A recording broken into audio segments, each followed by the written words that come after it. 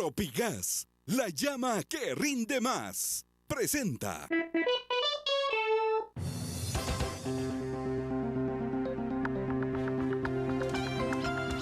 Retención de los desembolsos presupuestarios del Estado empuja a la Corte Suprema de Justicia a enfrentarse al presidente Otto Pérez. Investigan red criminal que habría cometido robos millonarios mensuales de medicamentos en el Ministerio de Salud. Solicitud del Ministerio de Finanzas de emisión de bonos por 4.000 millones de quetzales choca contra pruebas de despilfarro de recursos. Diputado oficialista Gudy Rivera contraataca y solicita antejuicio contra la magistrada Claudia Escobar, quien lo acusó de presionarla para fallar a favor de la vicepresidenta Valdetti.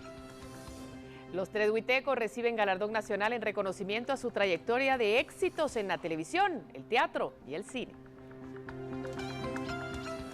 Y en el mundo, aviones de Estados Unidos reanudan ataques contra el Estado Islámico y soldados iraquíes refuerzan a las tropas kurdas.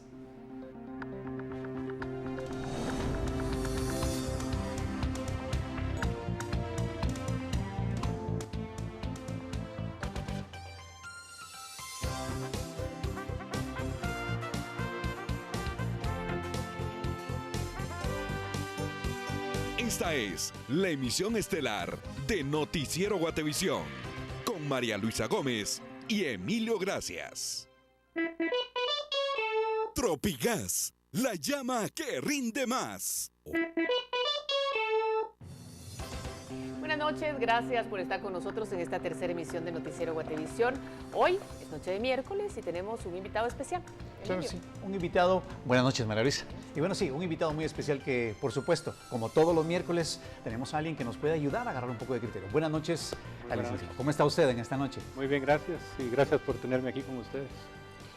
Vamos entonces a una información muy importante. INDE, Energía para Todos, presenta. Bueno, y como ustedes ya han visto, se trata de Juan Alberto Fuentes Knight, exministro de Finanzas, que nos acompaña hoy. Y con él vamos a revisar un poco el acontecer de este día y hablar especialmente del tema de finanzas o de la falta de ellas en el gobierno por el tema del presupuesto y el tema de esa presión que parece haber para aprobar unos bonos y muchísimas cosas más. Así es que de eso vamos a hablar esta noche. Gracias por estar acá y podríamos introducir al tema. Claro que sí. ¿Por qué no empezamos sabiendo cuál es su opinión acerca de lo que es ese presupuesto para el 2015 o esa propuesta de presupuesto que hay en este momento? Bueno, esto se trata de escoger entre algo malo y algo peor. Okay. El presupuesto propuesto para el 2015 no es una maravilla, pero es mejor que continuar con un presupuesto que viene del 2013 y que no fue aprobado en el 2014. Entonces, si no se aprobara el del 2015, tendríamos ese del 2013, que ya ha sido sujeto a una serie de cambios, incluyendo ampliaciones para bonos, para préstamos, cruces, es decir, que están transferencias de un lugar a otro, y que tendría que ajustarse muchísimo también en el 2015, porque además hay algunas necesidades muy particulares, y voy a mencionar una, por favor, que es el proceso electoral. En el 2015 hay un gasto mayor para lo que son las elecciones. Eso significa que debe reflejarse en el presupuesto para el Tribunal Supremo Electoral en particular, ¿no? Si siguiéramos con el presupuesto del 2013, eso no estaría incluido. Y tiene implicaciones no solo financieras, de que el Tribunal Supremo Electoral no va a tener recursos, sino que también políticas, ¿no? Porque yo creo que pone al Tribunal Supremo Electoral, o lo pondría si no se aprueba el presupuesto, en una situación de cierta debilidad frente al Ejecutivo, que es el que tendría los fondos, ¿no? Entonces lo mejor sería, desde mi perspectiva, y en relación a ese tema en particular, que sí se aprobara un presupuesto de 2015. Con algunas reformas, yo creo que se pueden cambiar algunos temas de ese presupuesto. Yo siempre he sido muy crítico del uso de fideicomisos, por ejemplo. Una condición pudiera ser que simplemente no hubiera recursos para fideicomisos.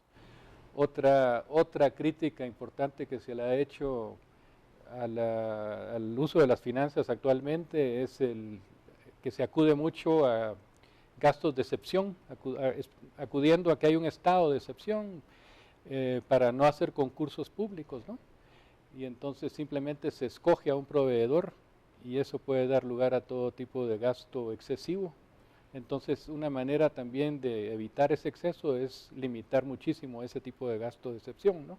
Entonces, por lo menos yo creo que hay dos límites que se deberían poner a ese nuevo presupuesto fideicomisos. Por un lado, 0 recursos para fideicomisos y segundo, controlar muchísimo esos gastos de excepción. Según su experiencia, entonces, es necesario tener un nuevo presupuesto, ¿verdad? Con todas Sí. las limitantes que usted nos dice. Sí, porque es un instrumento que ordena un poco más el gasto que lo que tendríamos si heredáramos el presupuesto del 2013. Pero este presupuesto, el del 2014, por ejemplo, no se puede financiar y ese es el problema que tenemos en este momento.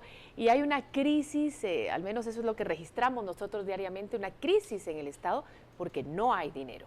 ¿Qué pasó? Sí, no, y con mucha razón identifica, ese es uno de los problemas básicos también. En el presupuesto planteado para el 2015, ya la estimación de ingresos esperados es más o menos realista. Varios economistas que hemos estado viendo el tema creemos que no es exagerado los ingresos que se esperan, mientras que para este año y el año anterior los ingresos esperados eran altísimos, ¿no?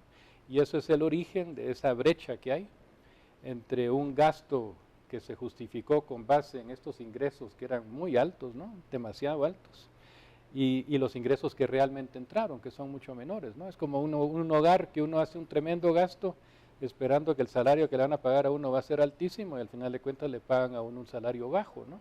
Eso le ha pasado al Estado este año, ¿no? Entonces, si siguiéramos con el presupuesto del año entrante, podríamos volver a tener ese problema también. Y vamos a hablar precisamente de esa falta de presupuesto porque se está resintiendo y queremos invitarlo a usted, televidente, y por supuesto a nuestro invitado, a que miren con nosotros esta noticia. Los 13 magistrados de la Corte Suprema de Justicia interpusieron hoy un amparo en la Corte de Constitucionalidad contra el presidente de la República y el ministro de Finanzas por la falta del traslado de fondos por parte de Finanzas, lo cual no ha permitido pagar salarios de octubre de los empleados. Estos avisos se encontraban en las salas de audiencias.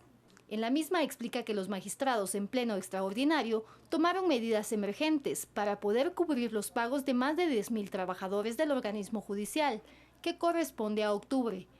El gerente administrativo manifestó que es una crisis del Estado y que son situaciones políticas que escapan de su competencia. Llegamos al momento en que hoy no podemos hacer efectiva la nómina de pago para todo el personal y funcionarios del organismo judicial. Es un problema que ya se planteó ante el Ejecutivo y hasta el día de hoy no hay respuesta. Los magistrados en pleno extraordinario decidieron utilizar 80 millones de quetzales de los recursos que dispone el organismo judicial para realizar el pago de salarios y que, aunque desconoce el contenido, aseguró que se interpuso un amparo en la Corte de Constitucionalidad. El Pleno tomó la decisión ayer de interponer incluso un amparo contra el señor presidente y el señor ministro de Finanzas. Eso fue interpuesto el día de hoy y ya ustedes tendrán la información más adelante. Este año la Corte Suprema de Justicia ha ido acumulando una deuda de más de 285 millones de quetzales. Por una Guatemala en paz, Suseli Contreras y Byron Secaida. Por su parte, los guardias del sistema penitenciario anunciaron un paro de labores en los 22 centros carcelarios de nuestro país, como medida de presión para pedir un aumento salarial. De no ser aceptada por las autoridades, se rehusarán a cumplir con sus obligaciones. Amenazan, de hecho, con paralizar el sistema de justicia, negándose al traslado de los reos hacia los tribunales, hospitales y centros carcelarios. Se tiene planeado en los 22 centros es parar si ya no sacar a ningún interno.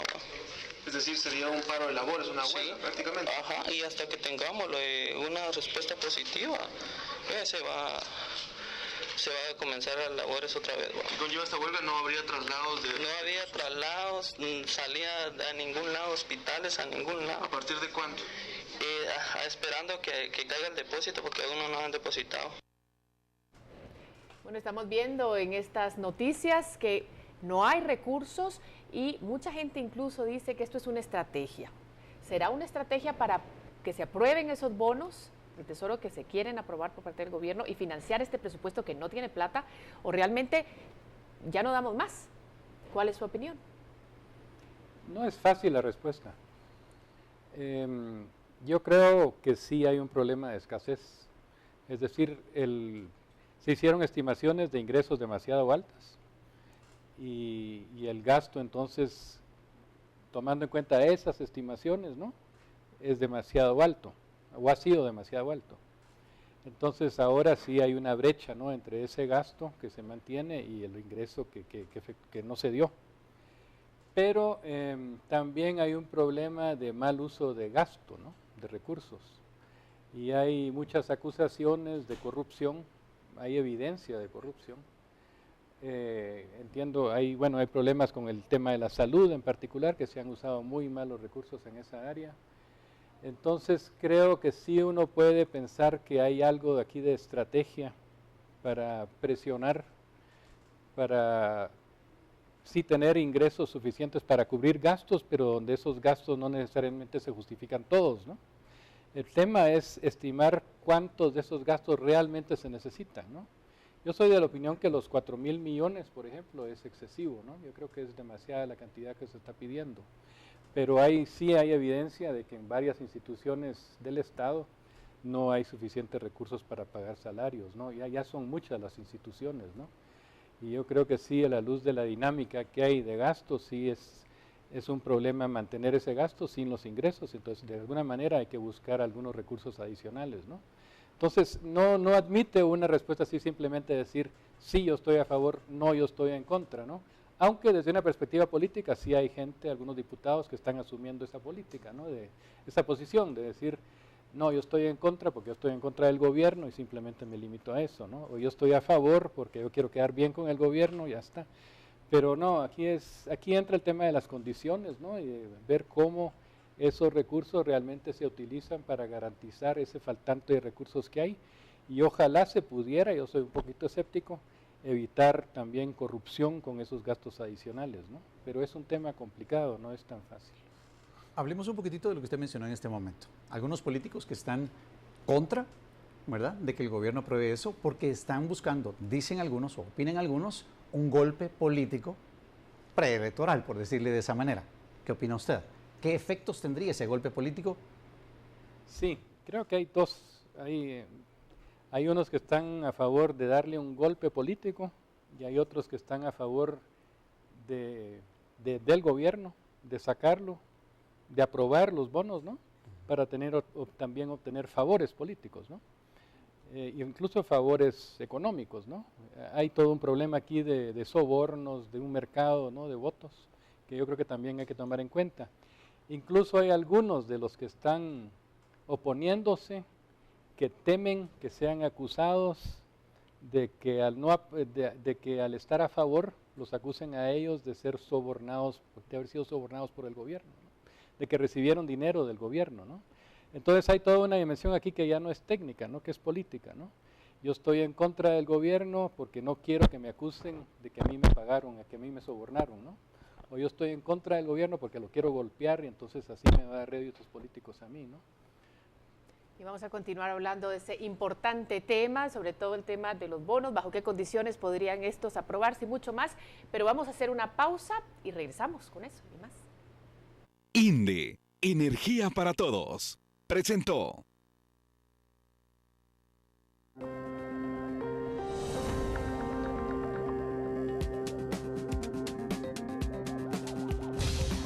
Investigan red criminal que habría robado medicinas. Esto por millones de quetzales. Entérese cuando volvamos de la publicidad.